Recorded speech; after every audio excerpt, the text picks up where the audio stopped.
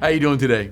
My name is Melvin Vieira Jr., and I am the president of the Greater Boston Association of Realtors, and I want to welcome you back to another GBAR conversation. I actually have the opportunity today to sit here with our attorney, Bill Mullen, and we're going to talk about today the do's and don'ts and the things you think you know about home inspection and offers. Bill, thank you very much for being here with me today, and I look forward to this great conversation about people writing offers and people talking about the home inspection thing. I've heard many different things, basically saying, you know, I heard that I could waive my home inspection. I heard that I should waive my home inspection. I've heard many different things. Bill, can you elaborate a little bit and tell me what you think? Or Absolutely. But first, let me say that anything we talk about today is a conversation, and nothing that I say should actually be looked at or is inferred as that I'm giving out legal advice. Okay. Because in order to give out legal advice, you have to know a specific set of facts in order to respond to them. So our conversation today is very general. I may mention some law as we go through the day of the conversation, but I want to make sure that people realize they shouldn't interpret what I say as any type of legal advice. So having said that, let's talk about home inspections and the waiver of home inspections. Hey, Melvin, I want to start from a little point of a bigger picture. In the industry, and just for the record, I've also listed and sold.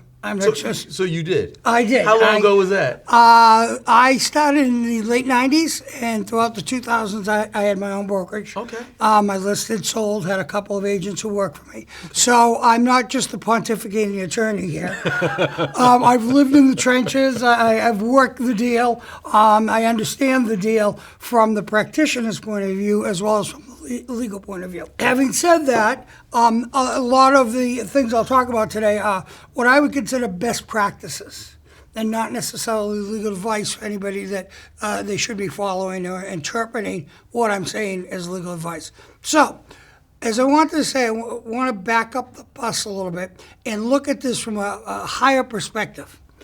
At some point in the industry of selling and buying real estate, the home inspection turned into the renegotiation period. And I'm not exactly sure how that happened. Home inspectors, clauses for home inspections have two ways for a buyer to get out of the deal: walk away or move forward. Okay. That's it.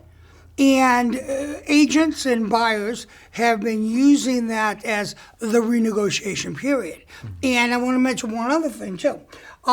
For some reason, and I don't understand this why, everybody believes that when there's going to be a home inspection, they're going to look at everything that's wrong with the property. There's nothing wrong or right about a piece of property. Do you remember that old commercial where there was a bunch of little league players, and they were half the team? One team was all wearing all white, and the boy slid into home plate and jumped up, and there was dust coming everywhere, but his uniform was perfectly clean. And the commercial said, "We don't live in perfect." Well, guess what? The condition of the property is what the home inspector's job is to let the buyer know what they might need to address when they get into the property. In fact, let me talk about our offer very quickly. Yep. Our offer form has a section, and when I say our, Greater Boston Real Estate Board has a section that they fill in, the buyer, on what the threshold dollar amount is. Threshold dollar amount. In other words, after the home inspection, if there is more than, and let's say they write in $10,000, if there's more than $10,000 worth of repairs that are required, buyer can walk away. If there are less than $10,000, buyer is still committed under the contract. Okay. So in other words, it looks at it that the buyer's not necessarily going to be able to come in and come up with a whole bunch of ticky-tack things to have it changed or corrected, as it were, but that if there are major issues, the buyer could walk away. Now, not all offer forms have that. Okay. So, but we tie that into the home inspection at the Greater Boston Real Estate Board on our form, so that buyers know that they need to step up to the plate if they're going to walk away from the sale. Now, having started with the big picture item, Yep. it's not the renegotiation period. So the question then becomes, why do you need to waive a home inspection if you're not going to renegotiate it once you get the results? The problem is that most buyers believe that it is the renegotiation period, that it does identify what's wrong with the property, and then the logical conclusion is, and then I'm going to want the seller to reduce the price or give me a credit at the closing. Okay. And so that has evolved over years, how the home inspection is used. Now let's get to today. Right. In the current marketplace, because it's been used this way as the renegotiation period, that if you are not waiving the home inspection in the buyer's mind, then they don't. If they waive it, then there's no renegotiation because there's no basis for it, and therefore the sale won't fall out. And that's really what the sellers want. They don't want the sale to fall out. So you just said, they think, well, back in the day, a home inspection was being done for the buyer to understand what's wrong with the property, and that it wasn't always used as a way out. It was just used more or less to know what was wrong with the property. But now the mindset has changed, thinking that's the only way to get around something, should I say, or do you know what I mean? Yeah, I'm not sure if you get around it, but the mindset had changed that I'm going to use the home inspection to get a better or reduced price on the property. But nowadays they're using it just to get around not having to compete. And now it's taken the next step to say to the seller, hey, listen, I'm going to waive my home inspection, so I have nothing to hang my hat on to ask for a reduced price on the sale. Okay, yeah. Unfortunately, the market is so tight right now because of low inventory. There are many buyers out there who believe that this is the only way I'm going to be able to get into a property is to waive my home inspection. And I want to go on the record right now as saying my personal opinion is you should never waive a home inspection. And that's funny because we at the Greater Boston Association of Realtors also, and you are the legal counsel, but I just want to say that as well, we believe and we know that you should never, ever, ever waive your home inspection. I cover the brokerage counseling line, and I get calls on this every day. And every day I say to our members, I would never advise you to advise a buyer, to waive a home inspection. So let me ask you a question, Bill, then. If the buyer wants to waive a home inspection, what should be done to cover, that old saying? So let me again, I'm going to back up just a little bit and say, you as the agent have to follow all lawful instructions from your buyer or from your seller. Okay. And you have to always have that in the forefront of your mind.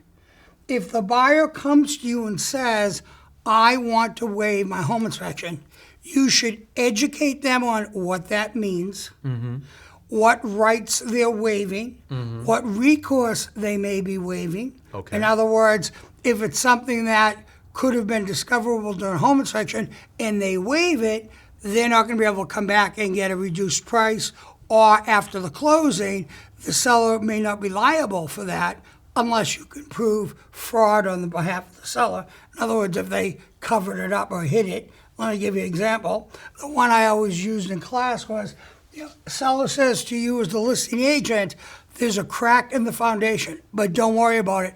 I put the washing machine right in front of it.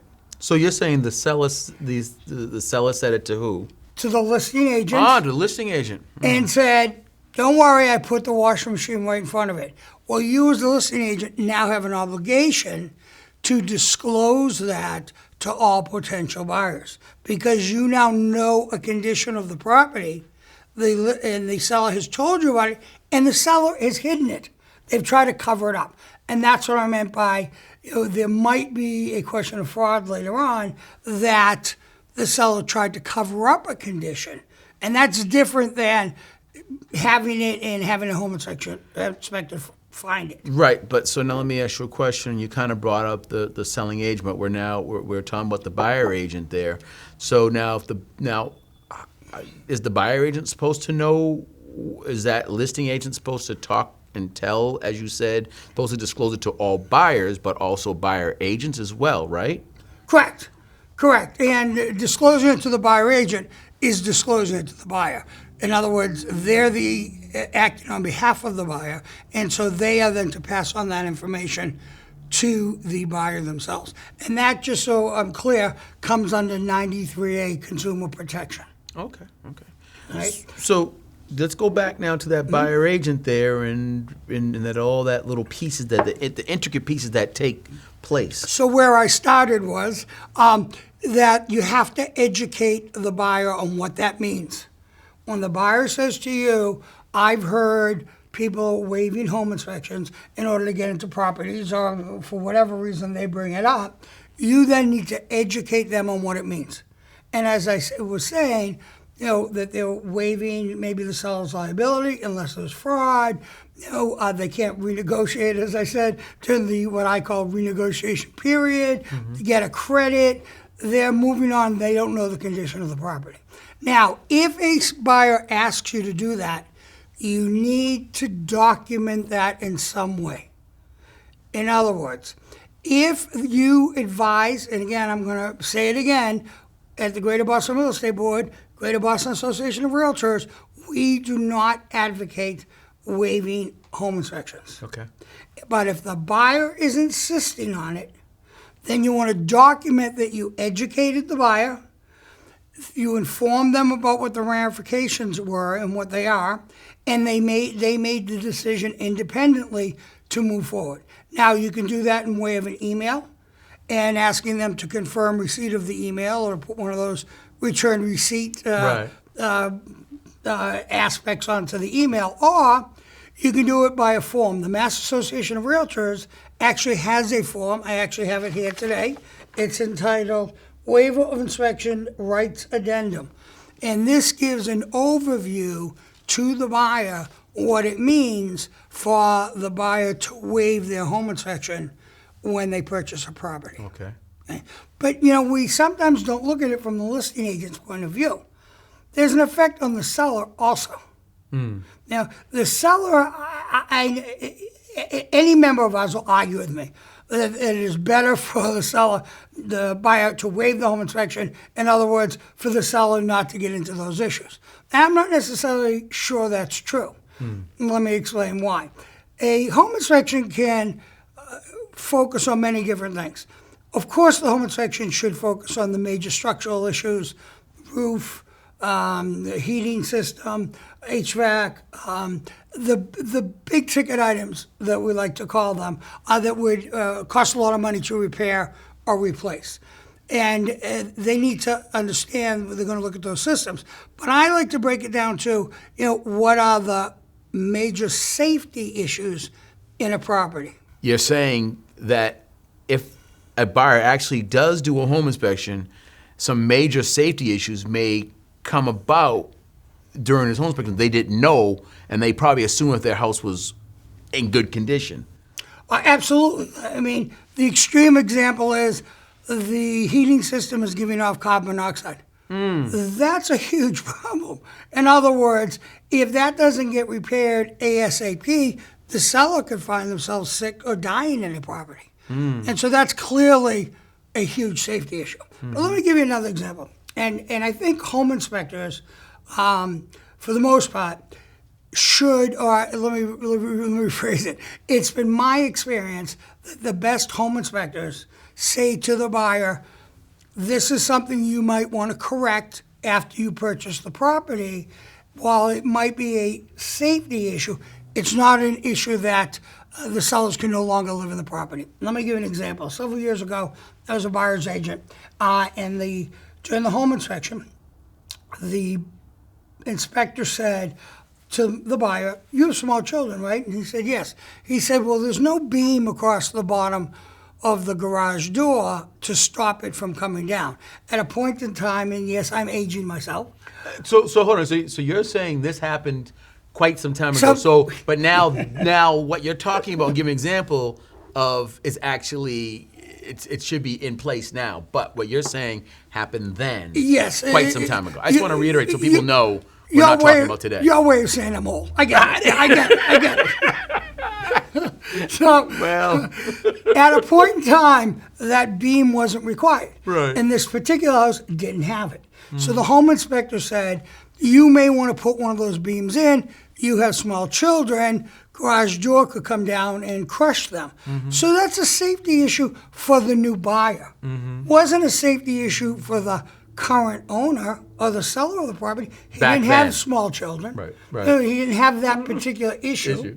That a child could get hurt. Would like to think an adult would not walk into the door coming down. But my buddy, by the way, that I was representing at the time, did put the beams in to protect his child. But that's not something that the buyer should have asked to be corrected by the seller back then. And my point in that is, as a buyer's agent or as the listing agent, you should educate your buyer and your seller to, we don't live in perfect. They're going to find things, quote, wrong, condition of the property. Even in new construction, there's a punch list of things that need to be corrected before you buy it. And I use the word need to be. It's not really a need to be, it's a want to be, because I'm buying new construction and I want everything as close to perfect as possible. But a lot of the punch list things are not required safety issues that need to be fixed. So I think agents need to look at that there are different levels of, again, I use the quote in air quotes, wrong with the property. Some of those should be asked for to be repaired. I'm going to go back to, again, when I practiced. I would say to buyers, whatever the home inspector finds, if it's something we could see, I don't want you to think we should ask the seller to fix it. In other words, if there was wood rot in the windowsill, we saw it, we talked about it, the home inspector came in and said, "Oh, there's wood rot," for you to now say, "I want you seller to fix the wood rot." Well, what is the basis of that? You knew going into the sale and purchase, I should say, that there was wood rot in that window. And again, I'm a pragmatist to a certain point of view. Right. I mean, you need to educate your buyer, you need to educate your seller. What does it mean to have a home inspection? How do you handle it afterwards? And what does it mean to waive it? And so I had gone to I was talking a few minutes ago about the waiver. This particular waiver that the Mass Association of Realtors puts out explains to the buyer what the ramifications are of waiving the home inspection, and to have proof that the buyer made their decision on their own and they gave informed consent or instructed the buyer to cross out the home inspection clause. You know, Bill, you did a great job explaining that whole situation in regards to home inspector and, what people think the do's and the don'ts. And they think that they know, but they really don't know. And I'm glad that you brought this to light. And the moral of the story is, to you, and let me just summarize, is that document, and make sure you put things in writing so you can correspond to make sure that everybody's on the same page. Yes, I want to take one step further, which we haven't discussed yet. There, in my opinion, are going to be a series of lawsuits that are going to come out of this waiver of home inspections. I don't think we've seen them yet, but I cover the Brokers Counseling line. I respond to emails on behalf of our members. I've got one just this week that said, my buyer waived the home inspection, and they waived the lead paint inspection. However, we've now found out that the seller lied about the status of lead paint on the forms. Can we still sue? Or did we waive that because we waived the home inspection? Now, my legal advice on this one, and I'm using the word legal advice, is yes, they can still sue based on that limit of facts that were given to me, because the seller appears to have committed a fraud. They hid the facts. So the fact that you waived the home inspection or waived doing a lead paint test, you declared in a written statement that there was no lead paint, property closed. Then they went back and found out that there had been a lead paint test done years ago and that the seller lied about it. And so that's why I kind of gave those examples out of the gate about That goes to the refrigerator thing, moving it. So, right, things must be disclosed up front. if you can prove that the seller hid something, intentionally hid something from you, that even if you've waived the home inspection, you might still have a lawsuit against them. Now, let me be a little more specific on that issue.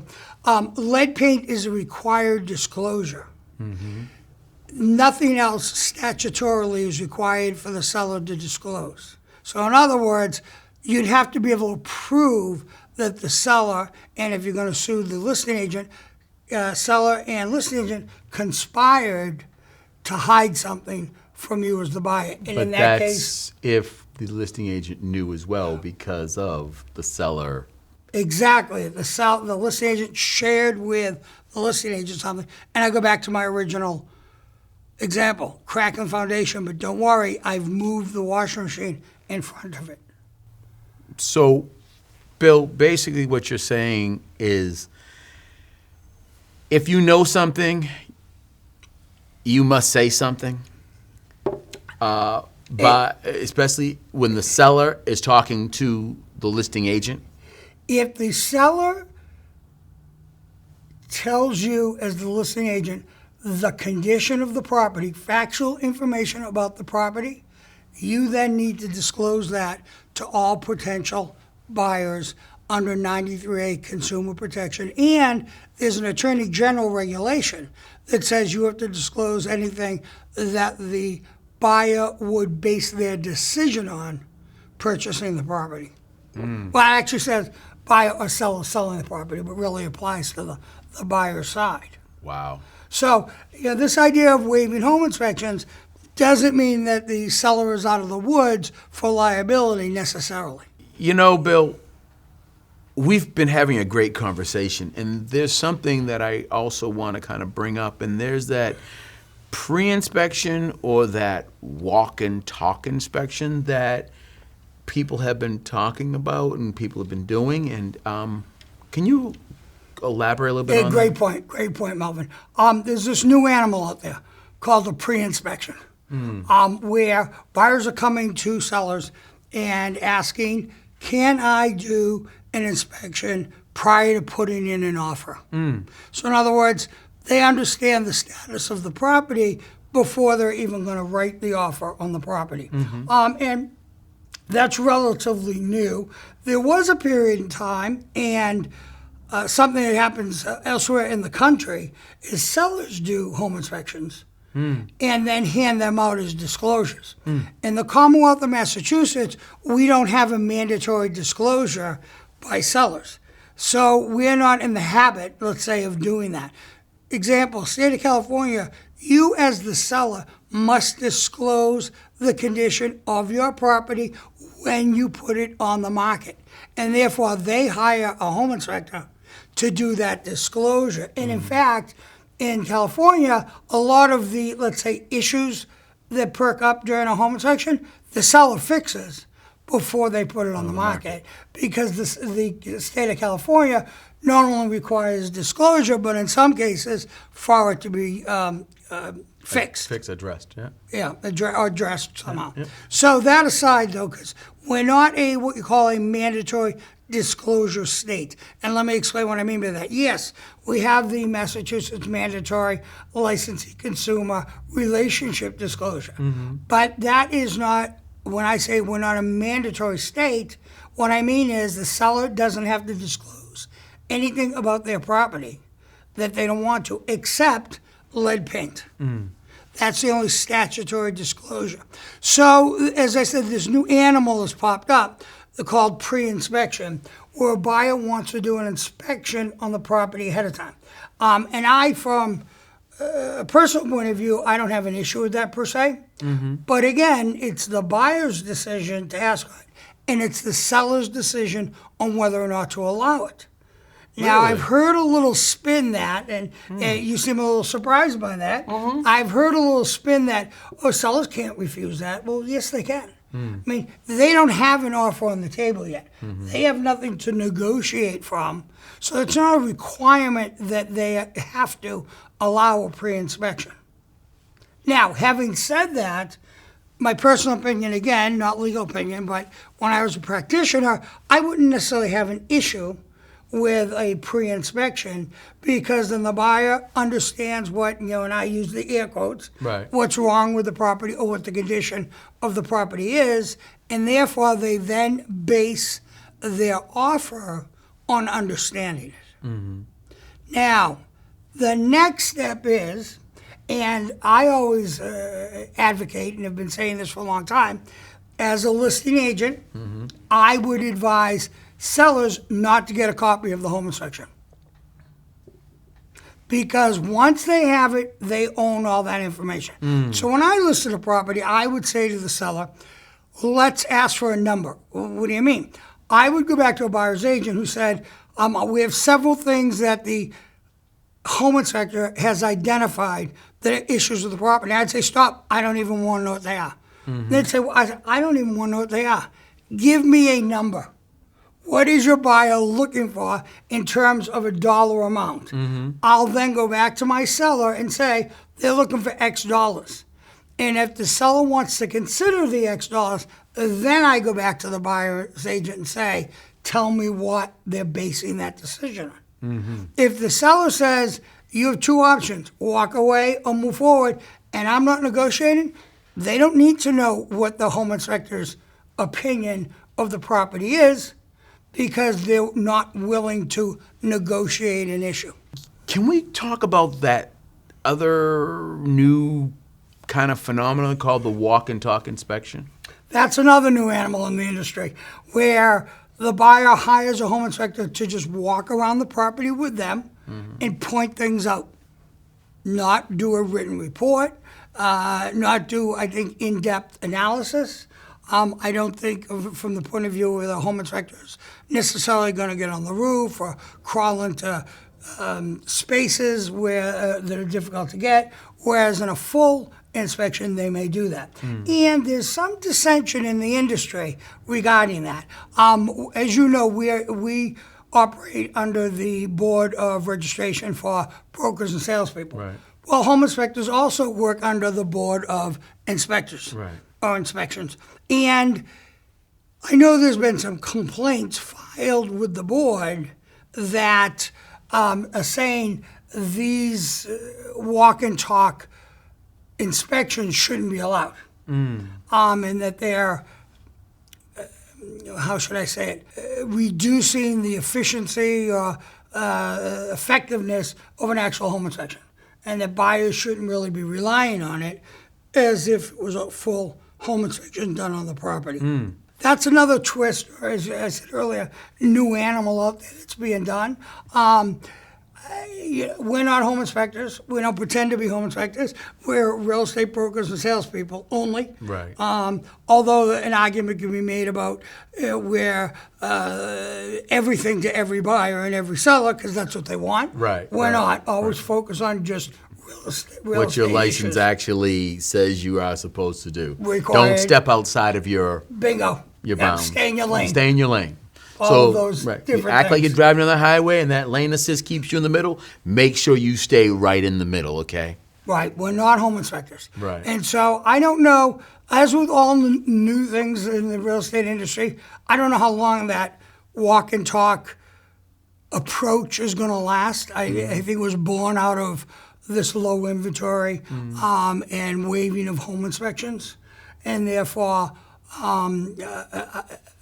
my guess is when the market starts to balance again, that particular approach will disappear. If a buyer says waive the home inspection, offers accepted, and they come back and then say, I want to do a home inspection for informational purposes only. Well, guess what? All home inspections are for informational purposes only. So I'm not exactly sure what the buyer agent is actually saying. Now, let me give some advice on the listing agent side. If I was representing a seller, I would say to the seller, I wouldn't allow a home inspection for informational purposes only after they've waived the home inspection until the second deposit is made and the purchase and sale is signed. After that point, the buyer has a lot more invested in being able to walk away from the deal. Whereas in the first scenario, they put down $500, they waive the home inspection, put down $500, and then they say we want to do an informational only. And they do an informational only, and they come back and say we want to renegotiate the purchase, or we'll walk away. Their only exposure is the $500. Or whatever they put as a deposit. Or whatever they put down as the initial deposit. Right. And so now they've taken the seller's property off the market for a period of time, and if they walk away, the seller puts $500,000, whatever the initial deposit is, they may be able to put it in their pocket. Mind you, only if the buyer releases it to them, because they can't resell the property until the closing date goes by. Right. But they've now taken off the market and lost a potential buyer for the same or more than the asking price. And I question whether or not that's a, let's say, correct approach to this. Let's just waive the home inspection, and then we'll ask for information only. And if you don't like the results of the home inspection, you're only going to lose $500. Right. So just recap it, Bill. So what you're basically saying is this, is that informational purpose thing, all home inspections are basically informational, not purpose only, but information. And that you're saying that a listing agent, if they ever allowed that informational purpose, they should do it after the second a deposit is put in, so the buyer has more skin in the game. More invested in the sale. More invested in the sale, and don't do it prior to that happening. So don't do it when the deposit is in, and then in between the second deposit. Right. If you're going to do it after. I get that question quite often on the brokerage counsel line from a listing agent. Do we have to let them do an informational only inspection after they've waived the home inspection? And that right. answer is no. Right. So, Bill, is there anything else that you kind of want to touch about that we didn't touch about in regards to this home inspection piece? I will mention one more thing, as is. There's a lot of misnomer about what as is means. And I see in MLS, and I hear listing agents say all the time, properties being sold as is. Well, what does as is really mean?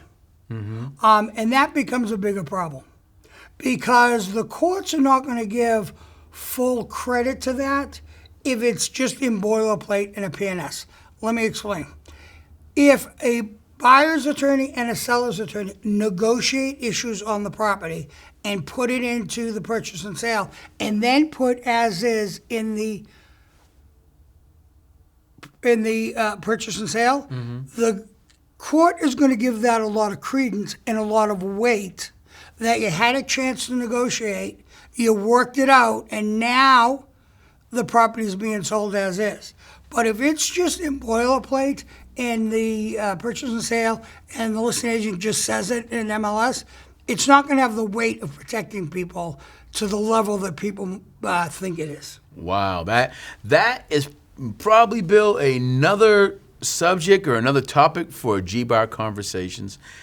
I want to thank you all for tuning in to GBAR Conversation. I'm Melvin A. Vieira Jr., the president of the Greater Boston Association of Realtors.